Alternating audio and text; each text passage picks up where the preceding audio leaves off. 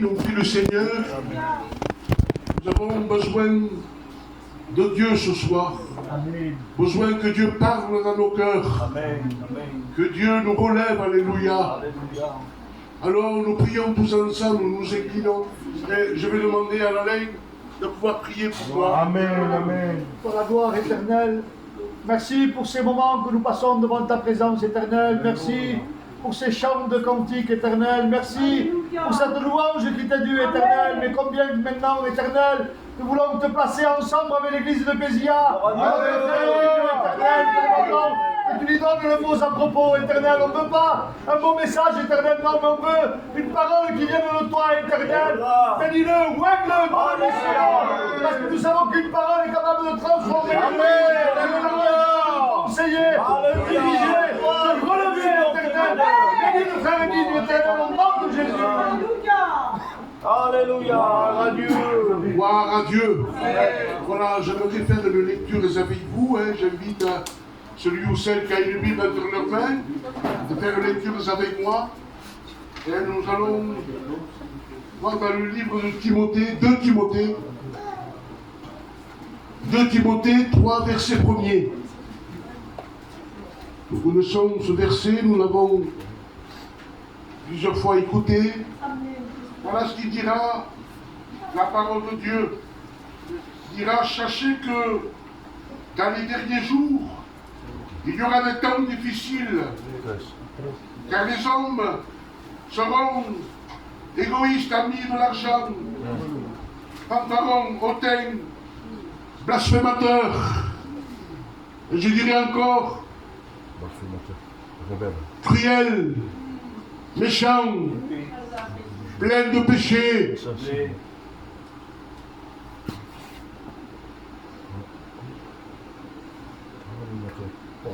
Nous vivons, mes frères et sœurs, dans des temps difficiles.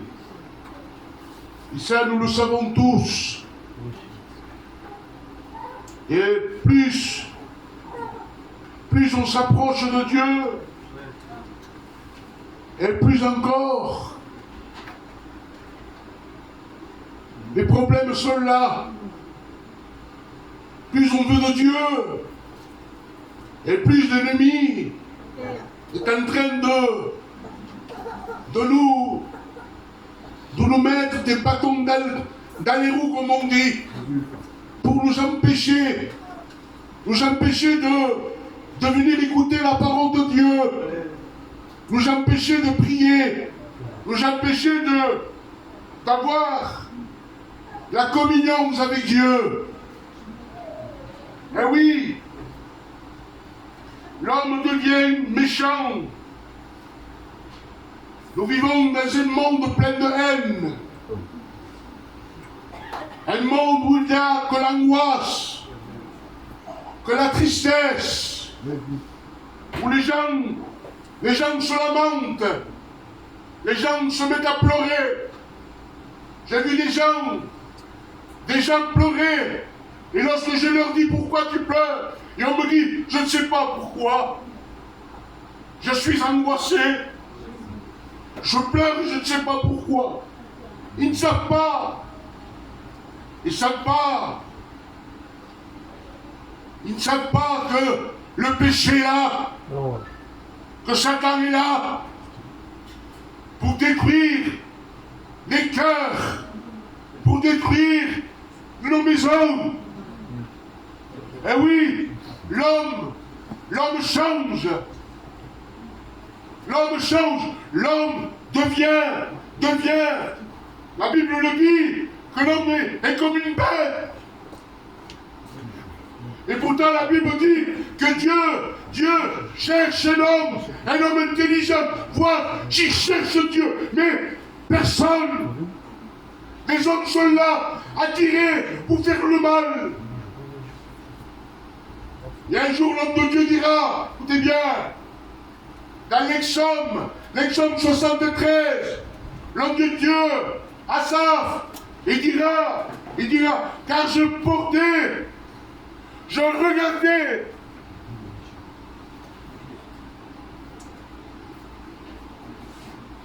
regardais les hommes méchants ceux qui pratiquent le mal, ceux qui pratiquent le péché, et il dit, et rien, il n'y a aucune souffrance. Tout leur va bien. Combien de fois nous l'avons dit, frères et sœurs, moi le premier, je l'ai dit, combien de fois, Seigneur, moi qui essaye de faire ta volonté, moi que je te prie, moi que j'essaye, Seigneur, de faire le bien, tout me va mal. Il y a toujours des problèmes. Chaque fois que je veux m'approcher de Dieu, il y a toujours quelque chose. Chaque fois que je veux m'engager dans les choses de Dieu, il y a toujours un souci, un tracas. Et lui qui fait le mal, lui qui vit dans le péché, lui qui marche n'importe comment, tout lui va bien. Tout lui va bien. Mais pourquoi, Seigneur? Pourquoi? Combien de fois, frères et sœurs? Combien de fois nous l'avons dit? Pourquoi, Seigneur? Pourquoi moi? Pourquoi? Veux-tu le savoir pourquoi? Alléluia. Parce que toi, tu es dans la volonté de Dieu. Amen. Toi, tu es dans le plan de Dieu. Et Satan est jaloux. Il ne veut pas. Et il essaye par tout moyen, pour nous faire du mal. Ah, tu me diras, Nino, je suis fatigué. Je n'en peux plus. Je n'arrive plus à prier, je n'arrive plus à lire ma Bible. Je n'ai plus la force de venir aux réunions. Et combien de fois, ma soeur, mon frère, soyons francs ce soir, combien de fois ils sont venus te chercher pour prier, et combien de fois tu as cherché des prestataires, tu as cherché des excuses pour ne pas y aller, pour dire, ah, ce soir, je ne vais pas à la réunion, je suis fatigué. Fatigués. Eh oui, nous sommes tous fatigués. Parce que nous avons tous des problèmes, frères et sœurs. Et sachez quelque chose, que Jésus est là. Jésus est là. Il dira, venez à moi, vous tous qui êtes fatigués et chargés. Et moi, il dira, je vous donnerai le repos. Alléluia. Oui, ma soeur, mon frère, tu es fatigué. Mais ce soir, je te le dis, de la part de Dieu, relève-toi. Combat-toi, bats-toi. Bats-toi parce que ça vaut le coup. Relève-toi, ne te laisse pas dans ton état. Il me dit, je suis fatigué, j'ai un genou à terre. Je suis à genoux, je n'arrive plus à me relever tellement je reçois des coups, tellement je suis persécuté. L'homme de Dieu dira, parce que lui aussi, il a reçu des coups, lui aussi il y avait un genou à terre. Il dira, et il s'adresse à Satan en disant, mon ennemi, ne te réjouis pas à mon sujet. En voulant dire, ne te traite pas les mains. Parce que Satan se réjouit lorsque nous sommes à terre. Satan se réjouit lorsque nous n'allons plus aux réunions, nous n'avons plus la force de lire la Bible. Et là, il est en train de se frotter les mains en disant, voilà, tu vois ton Dieu, où est-ce qu'il est ton Dieu? Qu'est-ce qu'il fait pour toi? Est-ce qu'il lève le doigt pour toi? Et il dira, mon ennemi, si je suis tombé, si je suis à terre, l'Éternel me relèvera. Alléluia. Alléluia. Dieu est là pour te relever. Dieu est là, ma soeur, mon frère. Ce soir, ne baisse pas les bras. Mais ce soir, approche-toi de Dieu. Oui, mes frères, j'ai honte, frère. J'ai honte parce que j'ai passé par des mauvais moments.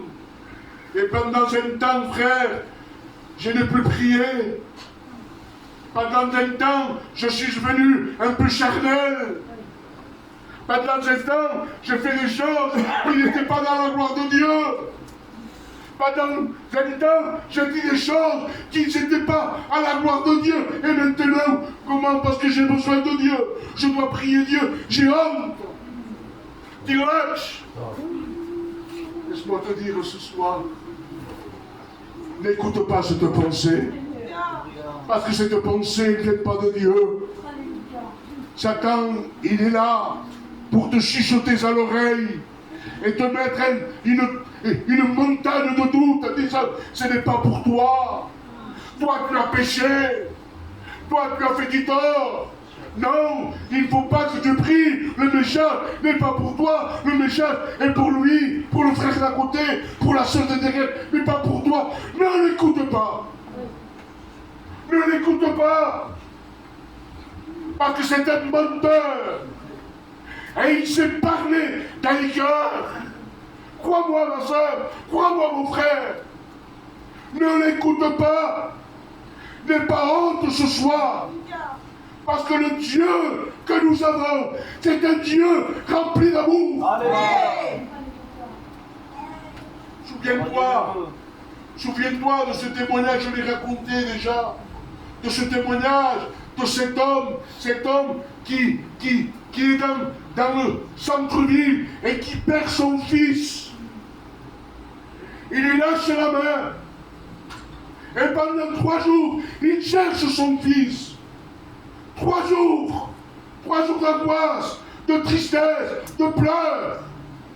Il cherche son fils, il ne le retrouve plus. Et voilà, au bout de 3 jours, on appelle cet homme en disant, monsieur, on a retrouvé votre fils, il va bien, il est vivant. Et quand son père, il voit son fils, il le voit au bout de 3 jours, frères et sœurs, imaginez, au bout de 3 jours, tout sale.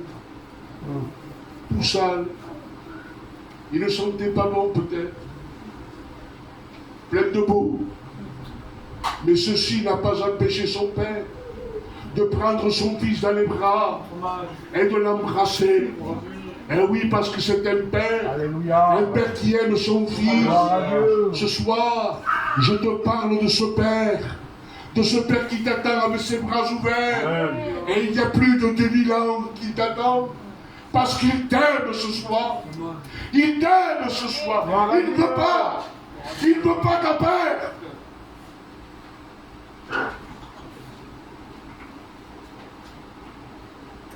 J'ai un conseil à te donner ce soir. Ma soeur, mon frère, mon ami. Ne regarde pas les gens du dehors. Parce que si tu regardes les gens du dehors, je te le dis maintenant, tu n'iras pas loin. Donc Dieu dira, de plus, il dit, j'allais faire comme eux. Pourquoi? Parce qu'il regardait ces gens-là, il les enviait. Ne regardez pas ces gens-là. Ne dites pas pourquoi lui oui. Pourquoi lui il a une belle voiture et moi non?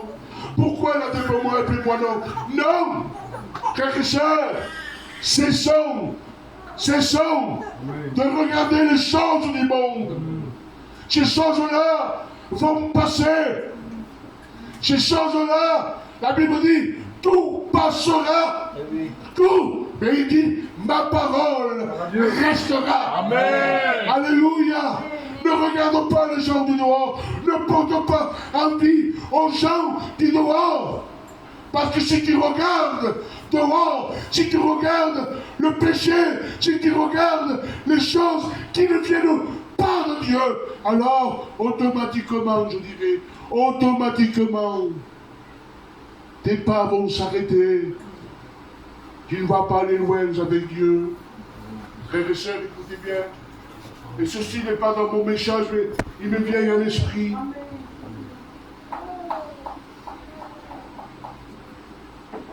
Lorsque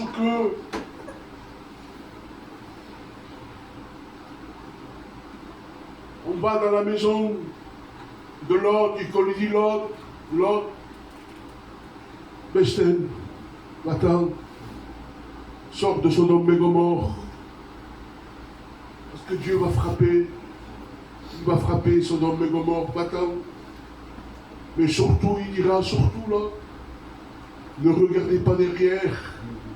Regardez devant.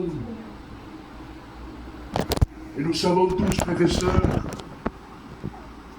que la femme